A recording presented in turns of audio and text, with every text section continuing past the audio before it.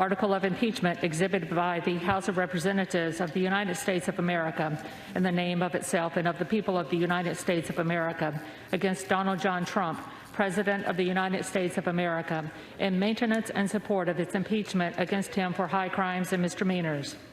The President bears responsibility for Wednesday's attack on Congress by mob rioters.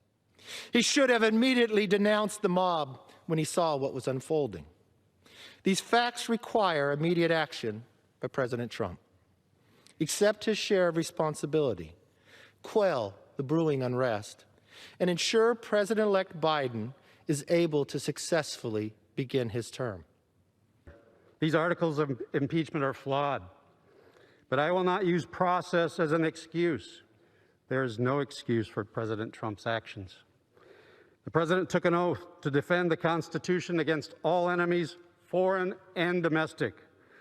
Last week, there was a domestic threat at the door of the Capitol, and he did nothing to stop it. If we fail to remove a white supremacist president who incited a white supremacist insurrection, it's communities like Missouri's 1st District that suffer the most. The 117th Congress must understand that we have a mandate to legislate in defense of Black lives. The first step in that process is to root out white supremacy, starting with impeaching the white supremacist in chief.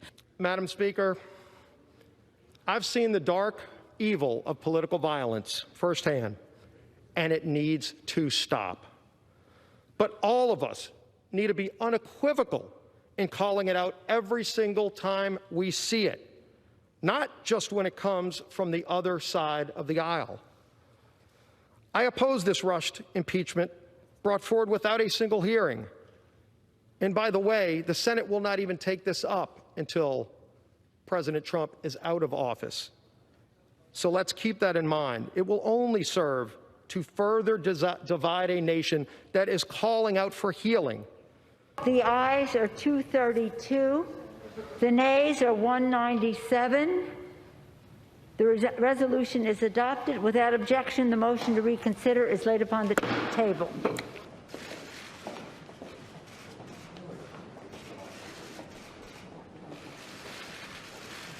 Today, in a bipartisan way, the House demonstrated that no one is above the law, not even the President of the United States. That Donald Trump is a clear and present danger to our country, and that once again, we honored our oath of office to protect and defend the Constitution of the United States. So help us God.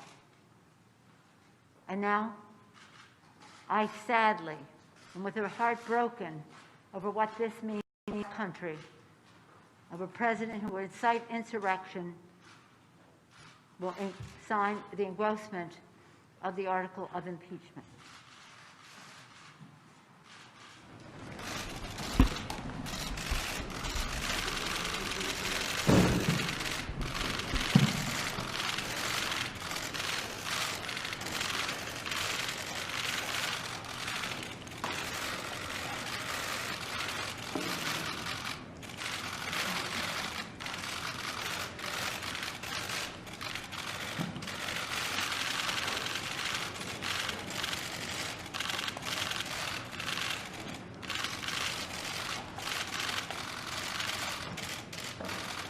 Thank you. My fellow Americans, I want to speak to you tonight about the troubling events of the past week. As I have said, the incursion of the U.S. Capitol struck at the very heart of our republic. It angered and appalled millions of Americans across the political spectrum. I want to be very clear. I unequivocally condemn the violence that we saw last week. Violence and vandalism have absolutely no place in our country and no place in our movement. Making America great again has always been about defending the rule of law, supporting the men and women of law enforcement, and upholding our nation's most sacred traditions and values. Mob violence goes against everything I believe in and everything our movement stands for. No true supporter of mine could ever endorse political violence. No true supporter of mine could ever disrespect law enforcement or our great American flag. No true supporter of mine could ever threaten or harass their fellow Americans. If you do any of these things, you are not supporting our movement, you are attacking it, and you are attacking our country. We cannot tolerate it. Tragically, over the course of the past year, made so difficult because of COVID-19, we have seen political violence spiral out of control. We have seen too many riots, too many mobs, too many acts of intimidation and destruction. It must stop. Whether you are on the right or on the left, a Democrat or a Republican, there is never a justification for violence. No excuses, no exceptions. America is a nation of laws. Those who engaged in the attacks last week will be brought to justice. Now I am asking everyone who has ever believed in our agenda to be thinking of ways to ease tensions, calm tempers, and help to promote peace in our country. There has been reporting that additional demonstrations are being planned in the coming days, both here in Washington and across the country.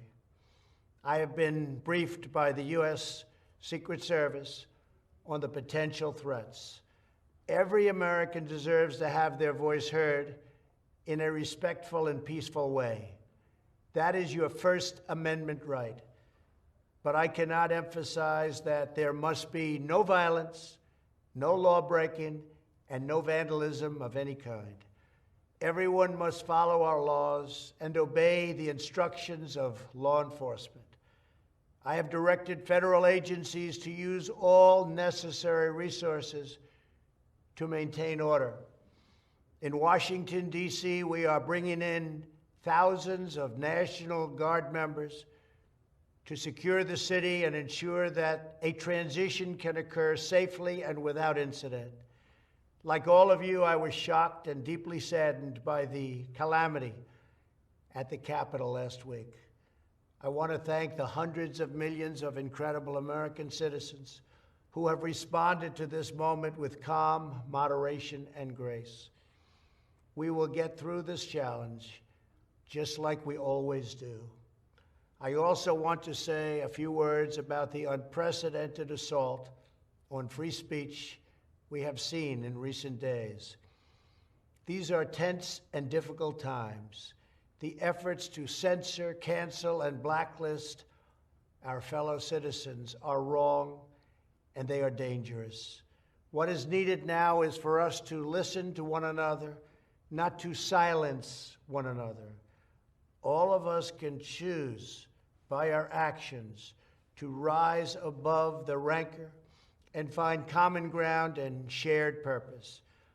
We must focus on advancing the interests of the whole nation, delivering the miracle vaccines, defeating the pandemic, rebuilding the economy, protecting our national security, and upholding the rule of law. Today, I am calling on all Americans to overcome the passions of the moment and join together as one American people. Let us choose to move forward united for the good of our families, our communities, and our country. Thank you, God bless you, and God bless America.